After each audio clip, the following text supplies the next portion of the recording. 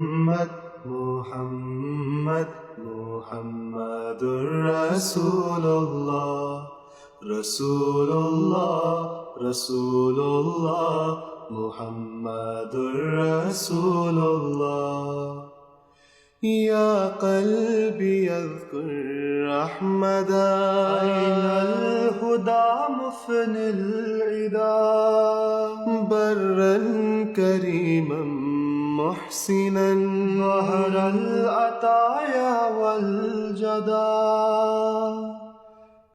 محمد محمد محمد رسول الله محمد محمد محمد رسول الله প্রিয় দর্শকবৃন্দ, আসসালামু আলাইকুম ওয়া রাহমাতুল্লাহি ওয়া বারাকাতুহু। আজকে আমরা একটি বিশেষ ইন্টারভিউর আয়োজন করেছি। আমাদের সাথে আছেন জনাব মঞ্জুরুল আহসান বুলবুল, একজন বিখ্যাত সাংবাদিক বাংলাদেশের, এবং বাংলাদেশের সাংবাদিক ইউনিয়নের উনি একজন সভাপতি, এবং উনি ২১ টেলিভিশন এর এক্সিকিউটিভ এডিটর, এবং সংবাদ মাধ্যমে উনার আনাগোনা, এবং এটি তার নেশা এবং পেশা, এবং উনি সব সময় তথ্য বিশ্লেষণ করেন, সত্যকে আহরণ করেন। তো তার সাথে আমরা বাংলাদেশের যে বর্তমান সমস্যা জঙ্গিবাদ, এটা নিয়ে আমরা কিছু আলোচনা করব, এবং বাংলাদেশের যে কি কারণে এই জঙ্গিবাদ ছড়াচ্ছে এবং এর থেকে কিভাবে উত্তরণ পাওয়া যায় সে সম্বন্ধে কিছু আমরা আলোচনা করব। আপনি কি আমাদের বলবেন যে জঙ্গিবাদ কেন বাংলাদেশে ছড়াচ্ছে? আমি যেটি মনে করি যে এটির দুইটি অংশ আছে। একটি হচ্ছে যে অভ্যন্তরীণ একটি অংশ, আর একটি হচ্ছে বৈশ্বিক একটি অংশ। বৈশ্বিক অংশে সারা পৃথিবী জুড়ে আপনি জানেন যে ধর্মের নামে, বিশেষ করে ইসলাম ধর্মের নামে কতগুলি কাজ হচ্ছে, যেগুলি মুসলমান সম্প্রদায়ের নামে হচ্ছে কিন্তু মুসলমান সম্প্রদায়ের বিরুদ্ধে হচ্ছে। আপনি যখন লন্ডনে মসজিদ থেকে নামাজ পড়ে বের হওয়ার পরে মুসল্লিদের উপর গাড়ি উঠিয়ে দেওয়া, হামলা করা হয়, অথবা বাংলাদেশে কোনো মসজিদে হামলা করা হয়, অথবা বাংলাদেশে অন্য সম্প্রদায়ের উপর হামলা করা হয়, সেটা ধর্মের মূল চেতনের বিরুদ্ধে। একটা বৈশ্বিক প্রেক্ষাপটের রাজনীতিও আছে, সেটি হয়তো একটা বড় আলোচনা আমরা করতে পারি। বাংলাদেশের অভ্যন্তরে যেটি আছে এর দুইটি তিনটি দিক একটি দেখি। একটি হচ্ছে যে বাংলাদেশ 1971 সালে যখন স্বাধীন হলো, আপনি জানেন যে একটি অসাম্প্রদায়িক রাষ্ট্র হিসেবে পাকিস্তান নামক সাম্প্রদায়িক রাষ্ট্রের বিরুদ্ধে লড়াই করে বাংলাদেশটি স্বাধীন হলো, এবং পাকিস্তানের নামক রাষ্ট্রটি 25 বছর ধরে তৎকালীন পূর্ব পাকিস্তান অর্থাৎ পূর্ববঙ্গ অর্থাৎ আজকের বাংলাদেশকে যে তারা শোষণ করলো, এটা ধর্মের নামে। কাজেই ধর্মের একটা খুব কুৎসিত চেহারাকে তারা প্রতিষ্ঠিত করেছিল পূর্ব বাংলার কাছে। তো যার ফলে 25 বছর ধরে লড়াই করে বাংলাদেশ স্বাধীন হলো জাতির জনক বঙ্গবন্ধু শেখ মুজিবুর রহমানের নেতৃত্বে, এবং বাংলাদেশ একটি অসাম্প্রতিক রাষ্ট্রে প্রতিষ্ঠিত হতে চাইল। এটি অনেকের কাছে পছন্দনীয় না, যার ফলে একটি গোষ্ঠী আছে যারা ধর্মের নামে সেই পাকিস্তানি ধারাটায় বাংলাদেশে পরিচালিত করতে চায়। এটি হলো একটি। দ্বিতীয় একটি হচ্ছে যে বাংলাদেশে ধর্মীয় মুসলমানদের পাশাপাশি কিছু রাজনৈতিক ইসলামিক গ্রুপ তৈরি হয়েছে, যারা ধর্মকে রাজনীতির হাতিয়ার হিসেবে ব্যবহার করতে চায়। তারা কখনো কোনো বড় দলের সঙ্গে যায় অথবা যায় না, তারা কখনো পাকিস্তানি শাসক গোষ্ঠীর যে সহযোগী জামাত ইসলামী ছিল তাদের সঙ্গে যায় অথবা যায় না, কিন্তু তারা নিজেদেরকে রাজনৈতিক ইসলাম হিসেবে প্রতিষ্ঠিত করতে চায়। বাংলাদেশের বর্তমান প্রেক্ষাপটে আমি মনে করি যে এই যে বাংলাদেশ বিরোধী একটা গোষ্ঠী যারা ধর্মের নামে নিজেদেরকে পরিচয় দেয় এরা, এবং একটি রাজনৈতিক ধর্মীয় গোষ্ঠী যারা রাষ্ট্র ক্ষমতায় নিজেরা যেতে চায় অথবা রাষ্ট্র ক্ষমতায় যারা থাকে তাদেরকে প্রতিহত করতে চায়, তাদেরকে পরিবর্তন করতে চায়, তাদের একটা তৎপরতার ক্ষেত্র বাংলাদেশে প্রস্তুত হয়েছে। তার সঙ্গে আন্তর্জাতিক গোষ্ঠীগুলির যোগসূত্র আছে। তো আপনি তো president of Bangladesh federal union of journalist, তো এই এই এই পদে আপনি থেকে আপনি বাংলাদেশের মিডিয়ার থেকে কি আশা করেন? তাদের ভূমিকা কি হওয়া উচিত এই জঙ্গিবাদের উত্থানকে দমন করা? মিডিয়ার তো খুব বিধিবদ্ধই কতগুলি দায়িত্ব আছে। টু এডুকেট পিপুল, মানুষকে শিক্ষিত করে তোলা, মানুষকে তথ্য দেওয়া, তথ্য দেওয়ার মাধ্যমে শিক্ষিত করে তোলা, মানুষকে বিনোদন দেওয়া, to inform people, to educate people, to entertain people, এই তিনটি তো করার মূল দায়িত্ব। তো বাংলাদেশের মূল ধারার গণমাধ্যমগুলি এই যে জঙ্গিবাদের গোষ্ঠী সম্পর্কে তথ্য দেয় এবং এর মধ্যে কারা কি কারণে এই সকল তৎপরতার সঙ্গে আছে তার নেপথ্য অনুসন্ধান করে। আমাদের সিনিয়র সাংবাদিকরা কলাম লেখেন, আমাদের যারা গবেষক সাংবাদিক আছেন তারা তথ্য, এবং আমাদের অনুসন্ধানী সাংবাদিকরা তাদের ব্যাকগ্রাউন্ড তৈরি করেন। কাজে বাংলাদেশের মিডিয়া মানুষকে সচেতন করার যে দায়িত্বটি যথাযথভাবে পালন করছে। আমরা তো জানি যে বাংলাদেশের মানুষ অনেক সহিষ্ণু, একসাথে থাকতে ভালোবাসে। কে হিন্দু, কে বৌদ্ধ, কে খ্রিস্টান, এমন কোনো ভেদাভেদ নাই সেখানে। সেখানে প্রত্যেকেরই হিন্দু, বৌদ্ধ, খ্রিস্টান সব ধরনের বন্ধু বান্ধব আছে, প্রত্যেকের বাসায় যায় এবং অত্যন্ত ধর্ম এখানে কোনো বাধা হয়ে দাঁড়ায় না। তো সেখানে কিভাবে এরকম সোসাইটিতে জঙ্গিবাদ উত্থান করতেছে? আমার মনে হয় যে বাংলাদেশের শত্রুরা এই জায়গাটিকেই বেছে নিয়েছে। আপনি যেটি বলেছেন যে বাংলাদেশে কখনোই ধর্মীয় বিভেদ একটা বড় বিষয় ছিল না। বাংলাদেশের পাহাড়িরা, সমতলবাসীরা একসঙ্গে থাকে। বাংলাদেশের যুগের পর যুগ বিভিন্ন ধর্মের বিশ্বাসীরা তাদের তৎপরতা পালন করেছেন। আমরা মুসলমানরা ঈদ পালন করেছি, হিন্দুরা দুর্গাপূজা পালন করেছে। যদিও ধর্ম উৎসব, কিন্তু উৎসবের সময় একাকার হয়ে গেছে বাংলাদেশ। ধর্মীয় কারণে হয়তো পার্থক্য আছে, কিন্তু যখন হিন্দুরা উৎসব করেন সেই উৎসবের সঙ্গে মুসলমানরাও যায়। পাহাড়িদের উৎসবের সঙ্গে হিন্দু, মুসলমান, বৌদ্ধ সবাই যায়। আবার পহেলা বৈশাখ এর মতো উৎসব, আমাদের মুক্তিযুদ্ধ কেন্দ্রিক নানা দিবস কেন্দ্রিক যে উৎসব, তাতে সকল মানুষ সন্নিহিত আসে। এবং বাংলাদেশকে যারা অস্থিতিশীল করতে চায়, যারা বাংলাদেশকে আবার পাকিস্তানি ধারায় নিয়ে যেতে চায়, যারা বাংলাদেশের অগ্রযাত্রাকে, এবং আপনি যেটি বারবার বলেন যে বাংলাদেশের সংবিধানের মূল ধারার থেকে সরিয়ে নিতে চায়, তারা বাংলাদেশের এই যে অসাম্প্রদায়িক জায়গাটি, এই জায়গাটিকে আহত করতে চায়। এবং যার ফলে তারা কখনো হিন্দু ধর্মকে ব্যবহার করে, কখনো বৌদ্ধ ধর্মকে ব্যবহার করে, কখনো পাহাড়িদের ব্যবহার করে, আর কখনো মুসলিম ধর্মের সেই সবচেয়ে খারাপ অংশটিকে ব্যবহার করে, যারা ধর্মের নামে, ইসলামের নামে নিজের ধর্মের মানুষকেই হত্যা করে, নিজের ধর্মের নারী পুরুষকে হত্যা করে, শিশুকে হত্যা করে। বাংলাদেশে আহমদিয়া মুসলিম জামাত তো দীর্ঘদিন ধরে, দেশ স্বাধীন হওয়ার পূর্ব থেকেই, তো বাংলাদেশের সমাজ ব্যবস্থার সাথে আহমদিয়া মুসলিম জামাত বাংলাদেশের সম্পর্ক কিরকম? বাংলাদেশে আহমদিয়ার সম্প্রদায় গোষ্ঠীকে এটি বাংলাদেশের সমাজ আলাদাভাবে চিহ্নিত করে নাই কখনোই। তারা তাদের ধর্মবিশ্বাস, তাদের ধর্মীয় দর্শনের বিশ্বাস নিজেরা পালন করেন, এবং তারাও এটা কারো উপরে চাপিয়ে দেন না। কাজেই বাংলাদেশের সংখ্যাগরিষ্ঠ মুসলমান কখনোই এটা অনুভব করে নাই যে আহমদিয়া জামাত থাকার ফলে তাদের জন্য অসুবিধা হচ্ছে। কিন্তু ইদানিংকালে আমরা প্রত্যক্ষ করছি এই যে, এবং তুলনামূলকভাবে আহমদিয়া জামাতের গোষ্ঠীকে শান্তিপ্রিয় বলা হয়, তারা অন্য কোনো ধর্মের বা অন্য কোনো সামাজিক অস্থিরতার সঙ্গে সম্পর্কিত হয় না। কাজে একটা পিস লাভিং গ্রুপ হিসেবেই তারা পরিচিত। তারা তাদের ধর্মবিশ্বাস, তাদের দর্শন নিয়ে তারা তাদের চর্চা করেন। কিন্তু ইদানিংকালে দেখা যাচ্ছে যে যখনই কোনো কেউ অস্থিরতা সৃষ্টি করতে চান বাংলাদেশের কোনো কোনো অঞ্চলে, এই সম্প্রদায়ের উপর আঘাত আনা হচ্ছে। এবং এটি কিন্তু আসলে একটি ধর্মীয় গোষ্ঠীকেও যদি আঘাত করা হচ্ছে, কিন্তু প্রকৃত প্রস্তাবে কিন্তু বাংলাদেশের শান্তি এবং স্থিতিশীলতাকে আঘাত করা হচ্ছে। কারণ সাতক্ষীরায় বলেন, ব্রাহ্মণবাড়িয়ায় বলেন, কুমিল্লাতে বলেন, টাঙ্গাইলে বলেন, যখনই আঘাতটি করা হয় তার মধ্য দিয়ে আসলে দেশটাকে বাইরে প্রমাণ করার চেষ্টা হয় যে বাংলাদেশে ধর্মীয় অসহিষ্ণুতা আছে, বাইরে প্রমাণ করার চেষ্টা করা হয় যে বাংলাদেশে অসাম্প্রদায়িকতা নাই, এটা সাম্প্রদায়িকতা বিরাজ করছে। কাজে যারা এটা করেন তারা না ধর্মের বন্ধু, না ইসলামের বন্ধু, না আহমদিয়া জামাতের শত্রু, তারা প্রকৃত প্রস্তাবে বাংলাদেশেরই শত্রু। তারা প্রকৃত প্রস্তাবে বাংলাদেশের যে শান্তি এবং সম্প্রীতির যে জায়গাটা আছে তারই শত্রু। আপনি আহমদিয়া মুসলিম জামাত কতদিন ধরে জানেন এবং আপনার অভিজ্ঞতা কি আহমদিয়া মুসলিম জামাতের সাথে? আমি ধরেন আমার নিজের ব্যক্তিগতভাবে আমি বিভিন্ন বিষয়ে পড়াশোনা করি, যে পড়াশোনার অংশ হিসেবেই আমি ধর্ম পড়ি, ধর্মের বিশ্বাসীদের কথা পড়ি, ধর্ম নিয়ে যারা কট্টর সমালোচক তাদের লেখাও আমি পড়ি। আমার নিজস্ব ব্যক্তিগত ধর্মবিশ্বাস আছে। আমি একটা পারিবারিক ধর্মবিশ্বাস থেকে আমি এসেছি। আমি নিজে 2 বার পবিত্র হজব্রত পালন করেছি। কাজে আমি আমার বিশ্বাসটিকে ঠিক রেখে সমস্ত ধর্মবিশ্বাসের বিষয়গুলি নিয়ে পড়াশোনা করি। যারা সমালোচনা করেন সেটাও পড়ি। কাজে আমার ছাত্র জীবনের শুরুতেই যখন বাংলাদেশের প্রেক্ষাপটে কিছু পণ্ডিত মানুষের সংস্পর্শে আমি আসি, তাদের মধ্যে অধ্যাপক যতীন সরকার খুব প্রগতিশীল একজন বুদ্ধিজীবী, অধ্যাপক গোলাম সামদানি কোরাইশি যিনি মাদ্রাসা শিক্ষায় শিক্ষিত হয়ে অসাম্প্রদায়িক ছিলেন, জনাব আহমদ তবি চৌধুরী যিনি আহমদিয়া জামাতের একজন বড় উচ্চমানের বুদ্ধিবৃত্তিক নেতা হওয়ার পরেও অসাম্প্রদায়িক চেতনার জন্য এবং বাংলাদেশের মূল যে সাংস্কৃতিক বিকাশের জন্য তিনি অবদান রেখেছেন, তাদের সঙ্গে ছাত্র জীবন থেকে আমার একটা সম্পর্ক ছিল। তাদের কাছ থেকে আমি এই বিষয়গুলি শিখি এবং তখনই আহমদিয়া সম্প্রদায়ের সম্পর্কেও আমাদের ধারণার জন্ম নেয়।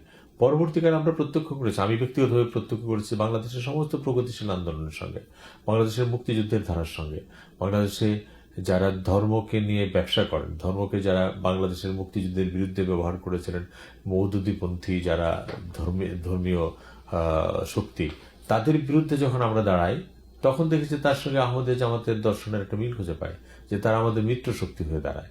কাজে আমরা তখনই মনে করি যে বাংলাদেশের প্রগতিশীল মুক্তিযুদ্ধের পক্ষের ধারা, মূল প্রগতিশীল সাংস্কৃতিক শক্তির ধারার সঙ্গে আহমদিয়া জামাতের একটা মিল আছে। তারা তাদের ধর্মবিশ্বাস নিয়ে কাজ করেন, কিন্তু আমাদের বিশ্বাসগুলির সাথেও তাদের একটা অসাধারণ একটা বন্ধুত্বমূলক সম্পর্ক আছে। তো আপনার এই সংক্ষিপ্ত সফরে আপনি যে কানাডা এসেছেন, কেমন লাগলো আপনার কানাডা জামাত? কেমন লাগলো আপনার? আমি খুব অল্প সময়ের জন্য হলেও কানাডাতে আমাদের জামাতের এই জায়গাটি পরিদর্শন করতে পারলাম, তাদের এক তৎপরতা সম্পর্কে জানতে পারলাম। এবং কানাডা জামাতের যিনি আমির, তিনি পরিষ্কার করে বললেন যে কানাডার যে সাংস্কৃতিক মূল্যবোধ আছে, ডাইভার্সিফিকেশন, বিভিন্ন জাতের বিভিন্ন মতের মানুষকে একসাথে নেওয়া, বিভিন্ন বর্ণের বিভিন্ন গোত্রের মানুষকে একসাথে নেওয়া, বিভিন্ন ধর্মবিশ্বাসের মানুষকে একসাথে নেওয়া, তিনি এটাকে প্রশংসা করলেন এবং এটাকেই কানাডার শক্তি মনে করলেন।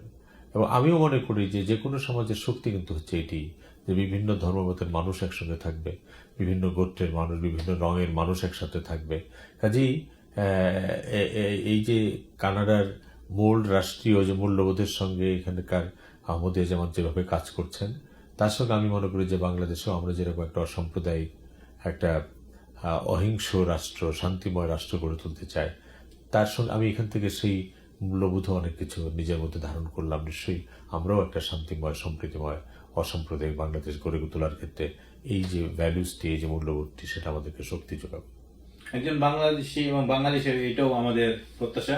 প্রিয় দর্শক বৃন্দ, আমরা এতক্ষণ জনাব বুলবুল মঞ্জুরুল আহসান বুলবুল, উনি বাংলাদেশের একজন স্বনামধন্য সাংবাদিক এবং সংবাদপত্র বা মিডিয়া বা ইলেকট্রনিক মিডিয়া সব স্তরেই তার পদার্পণ আছে এবং তার বিস্তর অভিজ্ঞতা। আমরা তার থেকে অনেক কিছু জানলাম এবং শিখলাম।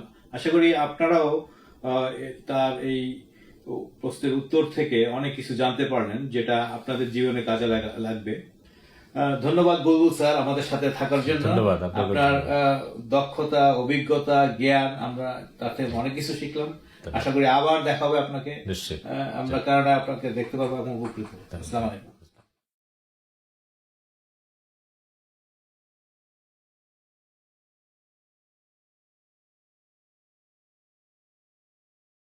Assalamu alaikum wa rahmatullahi wa barakatuhu.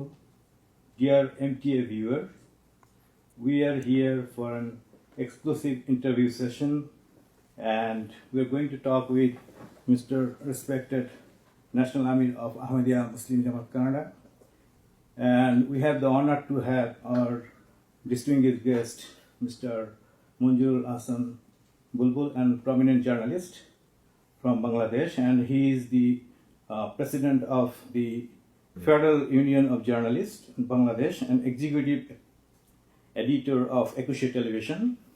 The whole idea, we are going to talk about what is going on in the Islamic world, how the different Muslim activities defaming the religion of Islam, and from the secular point of view and from the true Islamic teachings and point of view, what would be the right answer, we are going to figure out. So my first question to our honorable guest, Mr. Manjurul Ahsan. So how you define the jihadi group, the terrorist group or the fundamentalist group? What is in your secular point of view? Well, I can describe it from the two perspectives. One is the global perspective, and another is the Bangladesh perspective. In a global perspective, we have seen the so-called jihadist group, those who are using the name of Islam, but what they are doing is not the practically main spirit of the Islam. in the name of Islam, they are practically attacking on the Muslims. They are hitting the Islamist values, Islamist culture. So that is the global perspective of view. Even if I look at the Middle Eastern region, if you look at the last decision by some Islamic states, so-called Islamic states, they are fighting each other. So I'm not an Islamic scholar, but I, as a progressive journalist, I can easily understand this is not the practically main spirit of Islam. So that is the global phenomenon. If you look at the Bangladesh, from several decades we have seen, in Bangladesh we have seen very pious Muslims who are practicing Muslim. They are practicing follower of Hazrat Muhammad Mustafa sallallahu alaihi wasallam. They are praying. They are very much involved with the Islamic values. That is one group. The another group is the political Islam, and that have different shape. And that political Islam practically change their color in different times, change their hairs in different times. And Bangladesh is affected by that. You know that Bangladesh was liberated in 1971 with the serious fight against the Pakistani regime. And the Pakistani regime practically imposed the war on Bangladesh in the name of Islam. They ruled Bangladesh in the name of Islam for 25 years. But there is inequality, injustice, everything was there.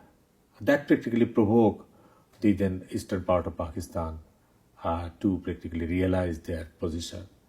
So Bangladesh was created in the name of non-communalism, a progressive ideology. Though it is a Muslim-dominated country, but the spirit of Bangladesh was progressive. But unfortunately, if we look at the last 4.5 decades, we found that again, some groups, they try to use the name of Islam, and it goes against the values of Bangladeshi constitutions, values of the Bangladeshi Liberation War.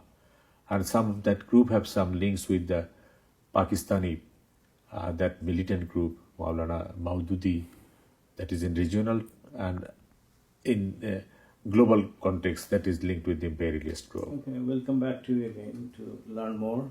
To our respected National Amir Sahib of Ahmadi Muslim Jamaat Canada. So the Islamic point of view, it a true Islamic point of view, how you define the terrorist group and what could be the root cause of this terrorism and fundamentalism?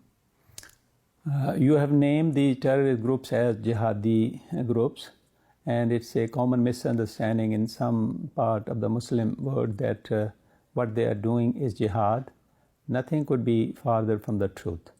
The Holy Quran, the basis of Islam, talks about jihad in 3 different ways. The greatest jihad, according to a saying of the Holy Prophet ﷺ, is the jihad with our own selves, where we fight our evil inclinations and we fight to remain on the right track. The second part of jihad, which is termed as Jihad-e-Kabir in the Holy Quran, is when we educate the world according to the teachings of the Quran. And the third form of jihad is when you are put in a position to defend yourself, you defend yourself. When you are fought against and you have the right of self-defense, if you use that right, that is the last part of jihad. Look at the jihadi groups. What type of jihad they are doing? They are not doing the jihad of the first category. They are not doing the jihad of the second category. And they are not doing the jihad of the third category. They claim that they are doing this jihad because there is a fight of the West against Islam. If it is true, then they should also be following the rules of engagement. The Holy Quran categorically states that killing even one innocent person amounts to killing of whole of humanity. The way these groups are waging their jihad is killing of innocents, killing of children, killing of women, killing of old people who have no role whatsoever in what they are claiming to be provocation against Islam. So, in my understanding, these groups have nothing which would connect them to Islamic teaching. What they are doing is terrorism, and terrorism has no place in Islam. Islam does not permit use of violence for any on any pretext. So I consider the jihadis, they have left Islam aside when they have taken on self to terrorize the world. In Bangladesh, what is the best interest of those Jongi group, the jihadi group, or the fundamentalist group? What they want to achieve in Bangladesh? Narrowly, I can say that their interest is localized. They are very much involved with some political groups, those who have the political interest to go to the power, to overthrow the regime. That might be their interest. And they use the Islamic hat to achieve their goal. So that is in general. In broader sense, yes, they do have some sort of links with the international groups. As Mr. Amir mentioned, when they kill the children, when they attack to the mosque, when they attack to the women, when they attack to the older person in the society, the common people raise the question, what type of Islam this is? So I think the one major thing is to destabilize the country. And you know that when Bangladesh was born in 1971, there is a strong opposition was there, and they did not particularly like the liberation or the independence of Bangladesh. So they have a very strong belief that Bangladesh should not be a stabilized country. So they have some international or regional links. That might be one. The second thing is that Bangladesh is a huge populated country, and unfortunately they are pious Muslim from their belief, but we do have, I think, some sort of limitations to educate them of the for the real value of the Islam. So that is the shortcomings from our side, the educated person side. So that's why they could the jihadist group very easily can motivate the commoner in the country. So we'll ask more critical question about this thing. We'll come back to you. So to our respected Amir Saab, sir, so what is your thinking? Do you think those Jongi group and Jihadi group, they are going to achieve their mission and vision, or what is your advice to them? According to us, the Muslims, the Ahmadiyya Muslims, they are not following Islam, and they are using means which are counter to Islamic teachings. So I believe they are going to fail. Look at what is being faced by ISIS now. Gradually they are losing ground, and soon they would find the end to their nefarious activities. They have been terrorizing innocents, and their end would be tragic. And as far as the activities of Ahmadiyya Muslim Jamaat, what do you see the future of the Ahmadiyya Muslim Jamaat in contrary to their activities? The Ahmadiyya Muslim Jamaat is presenting true Islam to the world. Our spiritual leader, Hazrat Khalifatul Masih the Fifth, may Allah be his helper, Hazrat Mirza Masroor Ahmad, is urging on the members of the community to follow the true teachings of Islam, which is peace in your own lives, peace in your home, peace in your street, peace in your community, peace in your country, and peace at the international level by following the peaceful teachings of Islam. His Holiness has traveled to the various seats of power, and they have, and His Holiness has warned the decision makers of the world that if absolute justice is not maintained, peace will not be achieved at international level. And the Ahmadiyya Muslim community is following this campaign of, on one side, living our own lives according to the teachings of Islam so that we may achieve peace in our personal lives, and presenting the peaceful teachings of Islam to the entire world so that the world also achieves peace through following the peaceful teachings of Islam. Mr. Bulbul, according to the scenario of Bangladesh, so Bangladesh is a very peaceful and harmonious country, right? Harmonious. Like the Hindu, they have their own holidays, like Buddha, the Durga Puja holidays. For the Christian, they have the Borodin, the Christmas holidays, and everybody is experiencing religious freedom over there, and they have a government from the state level. They're helping them very, very much. But nowadays we are observing that particularly the young people, they are, even though they are from the urban side of the country, they are from the highly educated English speaking university, they are from the rich family, but they are joining in the Jongi group. So what could be the reason? They doesn't have any financial problem. Why they are involving in this kind of heinous activities? That's one of the major concerns for Bangladesh too. Initially, it was thought that these ISIS group and the fundamentalist group or the jihadist group, they try to recruit the poorest portion of the society. Those who does not have financial ability, they might be paid, or they might be practically advised that if you died in a operation, you will have the Jannah directly. So that is the very common attraction for the poorer portion of the society. But nowadays, as you mentioned, is very true. The higher portion, those who does not have the financial problem, who are English medium educated groups, IS group try to attract them.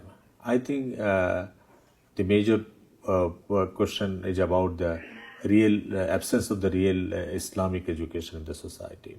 So I'm humbly will ask the Islamic scholars to come forward to talk to the interfaith, interreligious dialogue, talk about the peace, talk about the real Islamic values. So in a rich family, they do have money, they do have everything, but in absence of the religious education, practically make a big vacuum in their family. So the IS group, the fundamentalist group, the militant group try to penetrate with this vacuum. So we understand that we do have the real life education as well as we do have the real religious education too. So I understand that Bangladesh is already understand the scenario that the international fundamentalist group try to find out their very fertile growth for a country like Bangladesh. But in totality, Bangladesh community is Islamic. As you mentioned, that Bangladesh community, the other religious group exists there. As we discuss about the Ahmadiyya community, Ahmadiyya community is a very peace-loving, small, very well-respected group in our society. They do not practically penetrate to other issues. They have their own agenda. They have their own education, culture. But sometimes the religious group try to attack on them. And we do have some incident, you know, that in Satkira, in Tangail, in Brahmanbari and other places. That is very unfortunate. In the name of Islam, they again attack a group who practically followed Islam too. So I think in broader sense, Bangladesh is a progressive country. In broader sense, Bangladesh is a... And even in the constitution, they have the constitutional right, the freedom of speech. One of the pillar, one of the pillar of our constitution is the what is called the non-communalism. So Bangladesh is a country of which not practically, but unfortunately, last 4.5 decades, the ups and downs of our politics sometimes practically bank on Islamist groups, some Islamist group, and they to go to the power or to stay in the power, sometimes some political group bank on some Islamist group, and that Islamist group try to exploit the politicians too. My humble suggestion is that Islam is a peace-loving religion. We have a very strong spirit within. So it's not the small jihadist group or the fundamentalist group, those who deviated from the Islamic values will practically command over Islam. So that is the my firm belief. So, respected National Army Sahib, so from your point of view, what would be your suggestion to Bangladesh, the policymaker, the government, so they can get out from this cancer, the very, very delicate problem over there, so they can save their children, their country, because terrorism is a huge cost for a country to bear. It stop doing the right business all the time, and there will be a lot of fightings, and it hamper the business over there as well. So what would be a suggestion how they can eliminate this root cause from Bangladesh? According to my understanding, by following the true teachings of Islam, any society can become peaceful, and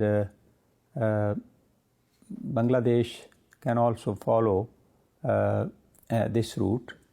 Unfortunately, the current Muslim groups are emphasizing their differences. Instead of emphasizing their differences, if they emphasize the commonalities they have, not only within Islam but within all religions, every religion has emphasized peace. Every religion tells us that God loves us all. God has created us all equals, and God would not be pleased with any one of us if we do not love each section of His creation. All humans should be loved and respected equally. That is why we have summarized the teaching, the social teaching of Islam in our slogan of love for all and hatred for none. If these values of love, compassion, forgiveness, tolerance, and cooperation are emphasized in the society by all the Muslim groups and all other religious groups, these youth would feel that Islam and other religions are a means of achieving peace in personal lives, peace on the level of the society, peace on the level of our nation, and peace on the international sphere. They would be not motivated to take law into their own hands and be a cause for concern to the peace of the country. Okay, Mr. Bulbul, let's focus on how the fundamentalist group recruit their soldiers. Like they use the social media, and using the social media they spread their messages, their videos, their audios, their lectures, and they motivate them. And also they recruit them from the school, college, and university. And those who have the secular education, even though they don't have the Islamic education in their curriculum. So how government can stop those things? We have three types of media. One media is the mainstream media. Thanks God that in Bangladesh the mainstream media is very progressive. They are more responsible, more ethical, more concentrated on the patriotism, and that is one of the major things. So whenever any small religious violence is there, or any attack to the Ahmadiyya Jamaat or any religious group, Hindu or Buddhist group, we have recently, that two very big communal rights. One is on Buddhist in Ramu, Cox's Bazar, another was in Nasir Nagar, Brahmanbaria. And successfully our mainstream media tried to identify the major culprits. And interestingly, the persons behind the incidents have two types of identity. One, they are very low-level provocative agent of the jihadist, and another one is that they have some political identities. So that is, I understand that our mainstream media, the television and the newspapers have played a very vital role. But still, they're going to stop the recruiting those. That is one. The second thing is about the social media, online media you mentioned, and you know that online media is mushrooming in our country. The social media does not have any gatekeepers, so that is a big concern. And very recently, when I am talking with you, we have a very good news that the government now tried to make a control. It's not the control in a sense to get their voices, but to estimate that how many online media are working in the country. So the cabinet already approved a law under that law, if anybody want to run an online media in the country, have to be registered with the government, and government can monitor that what type of speech practically they spread out, whether hate speech.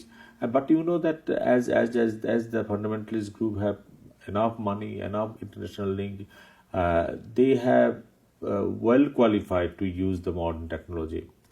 On the contrary, I think our education system in the schools, our education system in the family, our education system in the society practically is not comparable with that. So with this parameter, I understand that media will play its role, but society as a whole should come up, family as a whole should become up, the inter-religious leaders should come up. So what would be the way to come up actually? What would be the guideline to come up? My understanding is that we already do have, one is inter-religious dialogue should be in the society, should not hatred. There are 90% of Muslim. So what kind of inter-religious dialogue you are asking? Though the 90%, the majority percent of the Muslim in the country, but still we do have a good number of the Hindus, good number of Buddhists, and good number of Christians. But the fundamentally are mostly from the Muslim group. Yeah, so, that's true. But majority of Muslims is not supporting that. That is the main spirit. Mm-hmm. So the majority of Muslims should not sit idly. Majority of Muslims should not just pointing the problems. They should talk, they should act. And that I understand that the Bangladeshi society inherit that strength, that majority of the Muslim are in favor of peace, in favor of the inter-religious harmony, in favor of the inter-religious dialogue, in favor of the peaceful country. So I think we need to, as a media, that is the responsibility of the media, as I mentioned you, so that media should play a vital role. Already our mainstream media seriously talking on these issues in their religious and non-religious programs in the television channel. The Islamic scholars write different columns in the newspapers. So, are you trying to say that the way the fundamentalist group they explain the Islam to our young people, so there will be alternative way the government can initiate to make them understand the true teaching of Islam. Like one of the example is the present government, they initiate a program through Islamic Foundation to write up a khutbah for the Friday sermon, and they distribute it to all the mosques in Bangladesh. So there will be common khutbah in Bangladesh. So that way they are learning the true teachings of Islam. Is it something? I think government have lots of program other than this khutbah one. Government through the Islamic Foundation, they have other programs too. And very recently, though it's a very hot debate, Bangladesh government recognized the degree of the Qawmi madrasas. So that was that was a debate whether it was right or wrong. But my personal understanding is that we do have the Qawmi madrasa is very non-registered schools, and we do not have control over the syllabus, we do not have the control over the administrative structure, we do not have control over the financial resources. So I think by this way, government tried to bring this huge number of unregistered schools to a systems. So if they want to get a certificate recognized by government, they need to have follow the syllabus and curriculum approved by the government.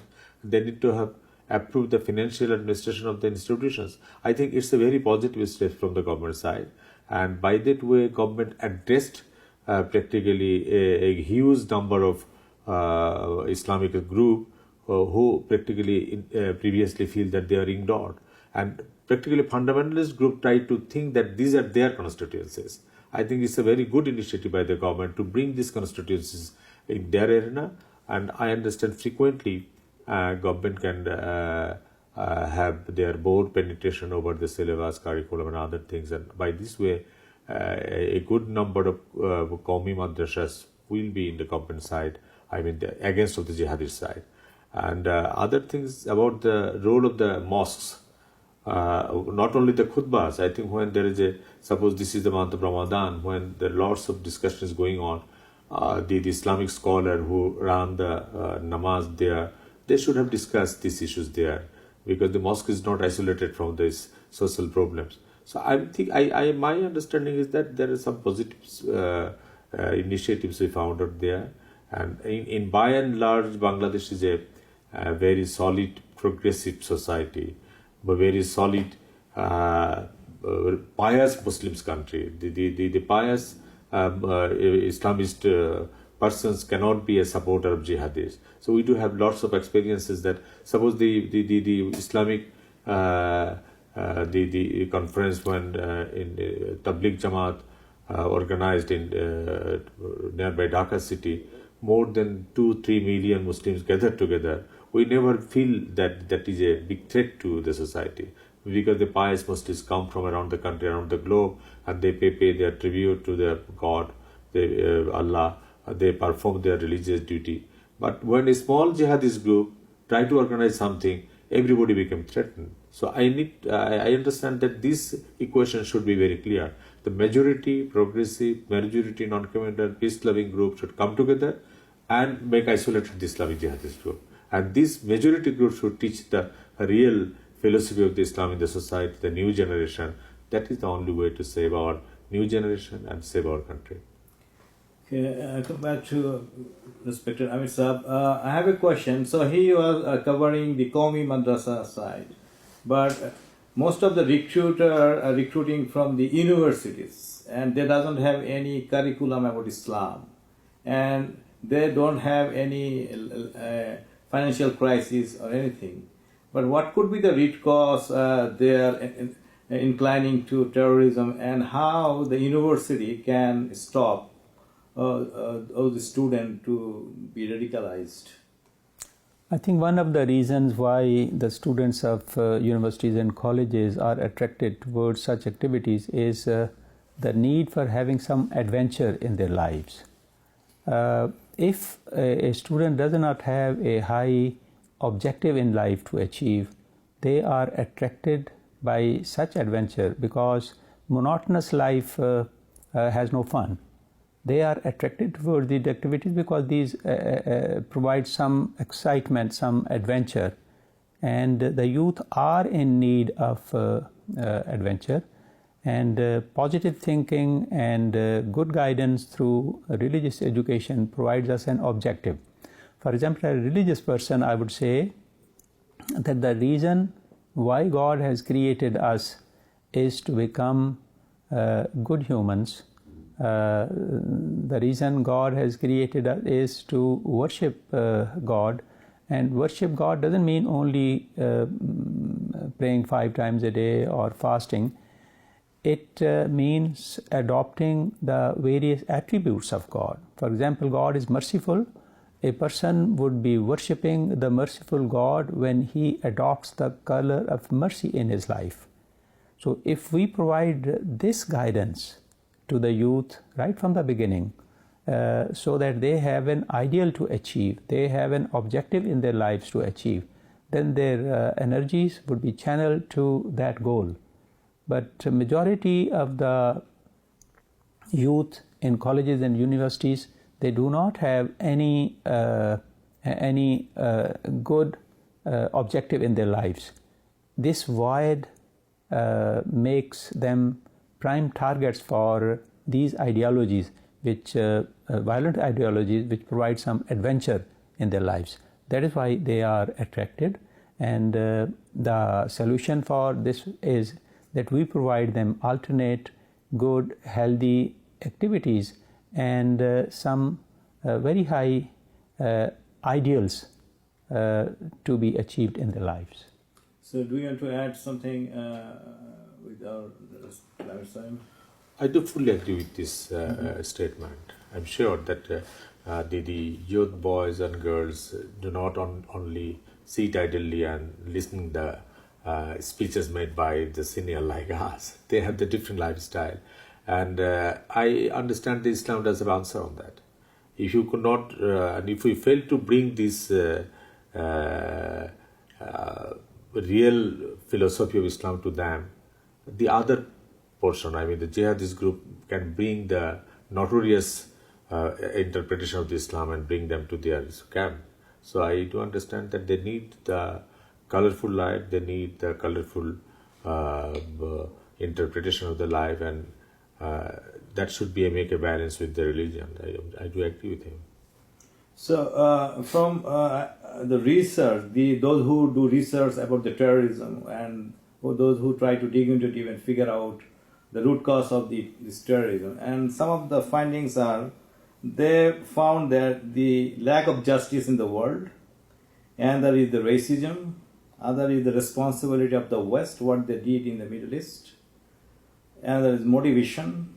Some are the separatist style that they live their separate life, and some blame the information technology. Some blame that they are easily inclined to the greedy for the heaven in the next life. Some say that is romanticism. Some say they have the lack of freedom of speech and conscience and other exercise they want to do, but they are not doing. So this thing motivating them to become the terrorist, not the finance, not the poor. I think lots of Bangladeshi peoples now living in Bangladesh and even in Canada. They long time generation or 2-3 generations living here, and they also carried these values as you mentioned. And yes, the diversified society, pluralistic society, and how they sustain their country and progressing to the top. So that role model certainly I'll do from my part, but I'm sure the Bangladeshi living here, they have traveled their country very soon, on and off. They also bring that one. Why they come here from a poor country, how they lived here. Yes. And so that is they can bring it from their practical experiences. And the research findings you mentioned is perfectly all right. But I think the one spirit, Honorable Amin mentioned, the one major spirit of Islam is God's message that He created all equal, meaning we need a just society. Just means in economic sense, just meaning justice sense, just meaning right sense, just meaning in all senses. And if we can, and that is also the message from all religions. The positive thing of all religion is the humanity. All the religions love the human. All the religion love the God. It might be different form, but every religion's beauty of every religion is that there are some common things for the humanity, for the God, for the just society. So I think if we can practically deliver just to the common people, just in everything, that practically help to the common people, to the young boys and girls, urban or rural, educated or non-educated, rich or poor, then they will love to the society. And second thing, The racism. and then some other points you mentioned, that should come from the education and the family. I consider family is the basic part of the social unit. So if the family is not able to deliver this thing to the young boys and girls, it is racism with to respect to the other religion, respect to the other color, respect to the other values, then it will be very tough for the society. So I think the first unit of the society, family should react fast. Then it should be linked to the society. And finally, the political leadership, as my brother mentioned, the political leadership should practically portray the real color on the policy, on the state level, policy level. I think this is not a single man job. One single community, one single person, one single institute cannot practically overcome the issues. And it is not only a law and order situation issues. You cannot just use the police or the army just to drive out all these fundamentalists tomorrow. It is not the answer. I think society need to be sensitized, families need to be sensitized, and politicians should need to be sensitized. If we can bring all this together, then we can achieve the real goal. And for the what the West did with the Middle East, that is another sentiment for the Muslims, that they are not finding that what they're doing, the West doing in the Middle East, they're killing innocent people in the Middle East, and so the young people, they're reacted bitterly and they want to take revenge, something like this. So how I think that is the bigger scenario of the global politics, because you see the 7 Middle Eastern country goes against one another Muslim countries just after traveling of the United States president in Saudi Arabia. So how these things linked with the global politics, you need to justify that. You need to practically understand that narrative. So on one hand, Saudi Arabia make a huge deal of arms business with the United States, and on the other hand, Saudi Arabia played its role because Saudi Arabia is a very respectable country to all Muslims. There are two holy mosques there. So everybody have a very soft sensitivity in their heart about all Muslim. So you see that we are talking about Islam, we are talking about the Muslim, but the Islamic and Muslims are fighting each other. If it has happened that the real Islamic force fighting against the anti-Islamic force, those who are not supporting Islam, that picture is very narrow. So in all senses, some political forces outside of the box try to play with the Muslims against Muslim, try to play with Islam against the Islam. So that is a bigger political scenario. I think in that area, we need to practically invite the Islamic scholars in different groups, religious leaders of the different religious group. We need to bring the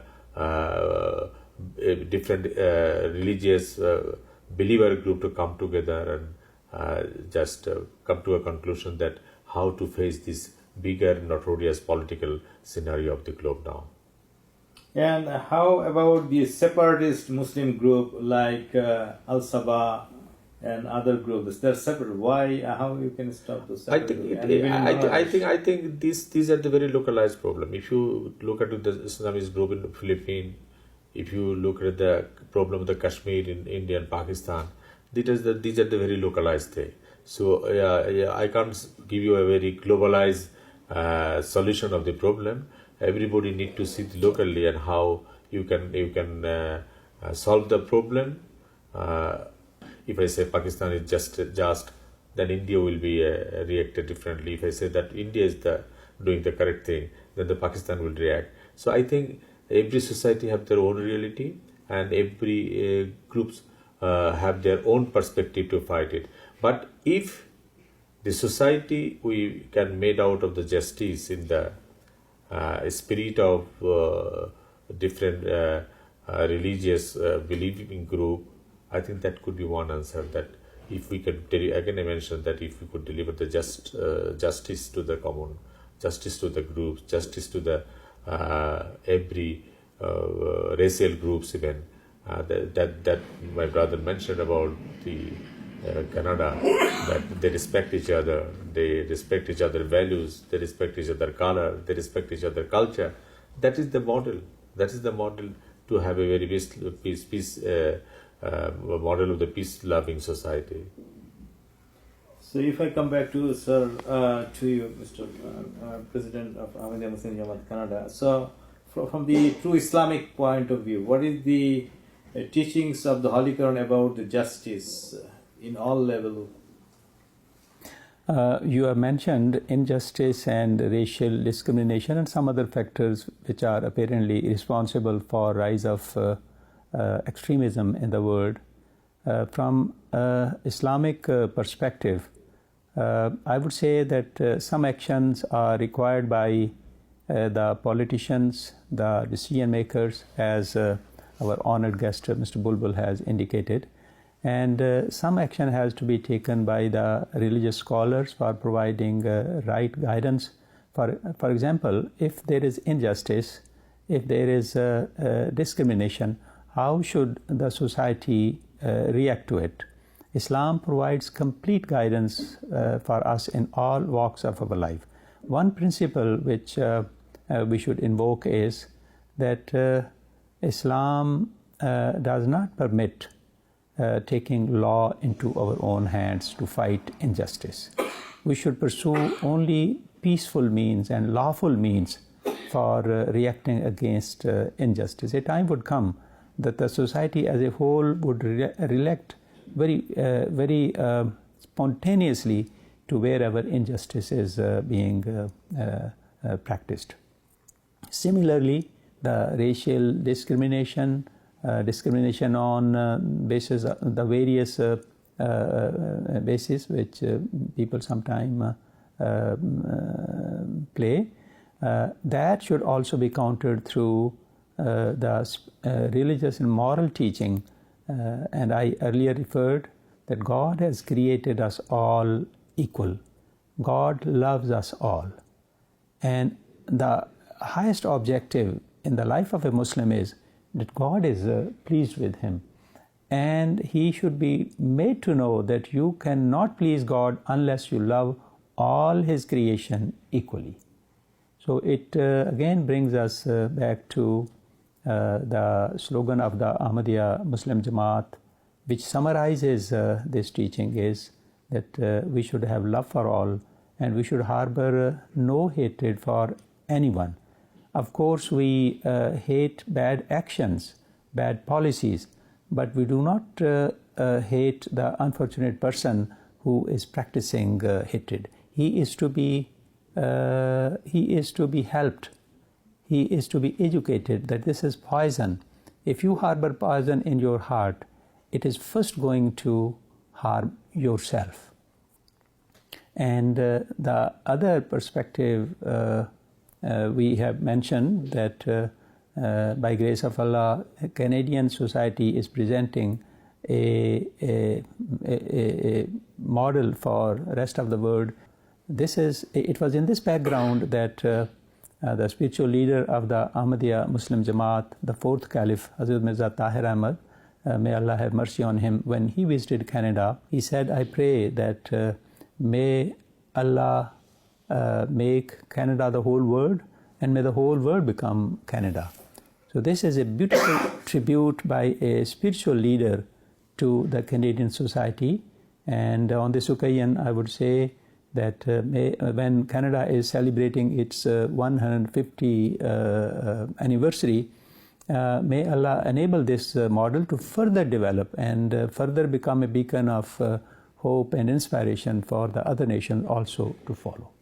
So, so this beautiful spirit, how a government can administer, like at one level the police and other discipline making body, they have to play their role as well from the family level and from the social level, people, and they need to be educated in the proper way. It is something Canada is doing, so that's why Canada has such a stable and harmony for the multicultural society.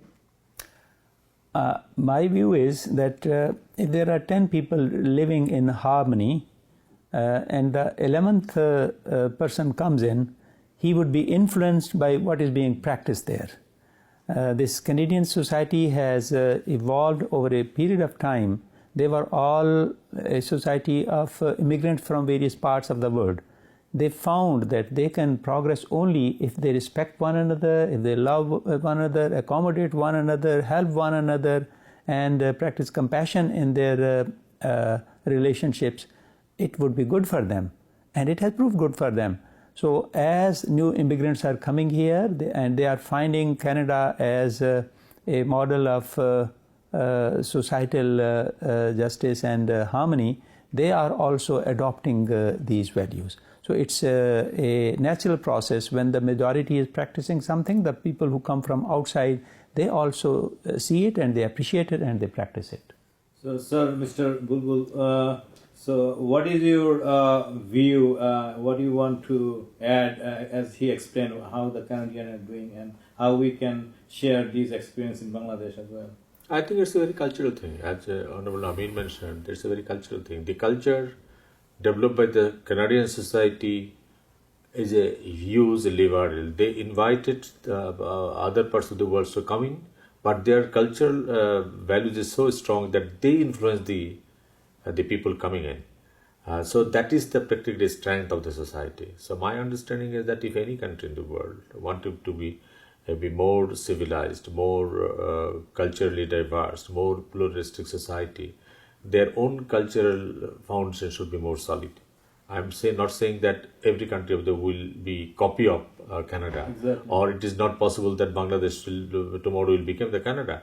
But the real values, their culture, they may be better than Canada. yeah, the real values of the Canada, which very positively known means could be influenced us, and the persons, the Bangladeshi living here, and from this program, the Bangladeshi persons who are watching us should understand that we are talking from a society where all the positive things influenced us. So we need to influence from the positive cultural values to the other society. It might be Bangladesh or any part of the Africa or Latin America.